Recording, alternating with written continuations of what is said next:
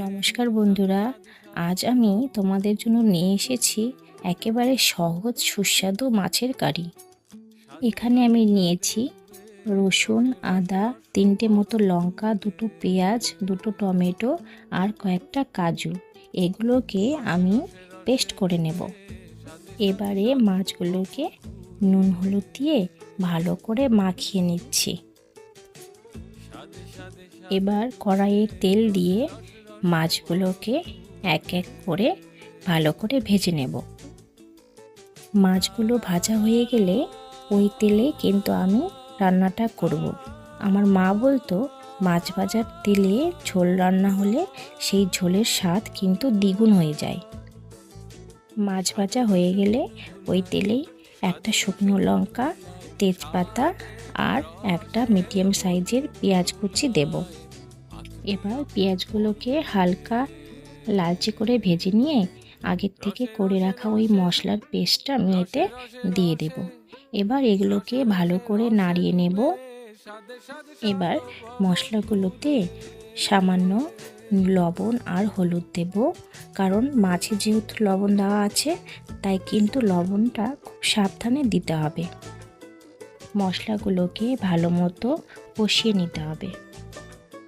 আমি আগের থেকে একটি বাটিতে 3 চামচ মতো টক দই, 1 চামচ জিরে গুঁড়ো, 1 চামচ ধনে গুঁড়োকে ভালো করে ফেটিয়ে রেখেছিলাম। এবার ওই টক দইটা আমি এই মশলাগুলোতে অ্যাড করব। টক দই দেওয়ার সময় কিন্তু এটিকে অনবরত নাড়তে থাকতে হবে আর গ্যাসের ফ্লেমকে একদম লোতে রাখতে হবে, তা না হলে কিন্তু টক দই ফেটে যাওয়ার ভয় থাকে। এবার টক দই সমেত ওই মশলাটিকে ভালো করে কষিয়ে নিতে হবে, যাতে আর এটিকে অনবরত নাড়তে থাকতে হবে, কারণ নিচে যাতে লেগে না যায়। এবার এই মশলাটা কষানো হয়ে গেলে এতে পরিমাণ মতন আমি জল অ্যাড করছি। যেহেতু এটা গ্রেভি টাইপের হবে তাই কিন্তু বেশি জল দেব না, এমন জল দেব যাতে মাছগুলো ভালো মতো সেদ্ধ হয় আর মশলাগুলো ঢুকে যায়। এবার মাছগুলো আমি এতে দিয়ে দিয়েছি। এবার মাছ সমেত এই ঝোলটাকে ভালো করে ফুটিয়ে নেব।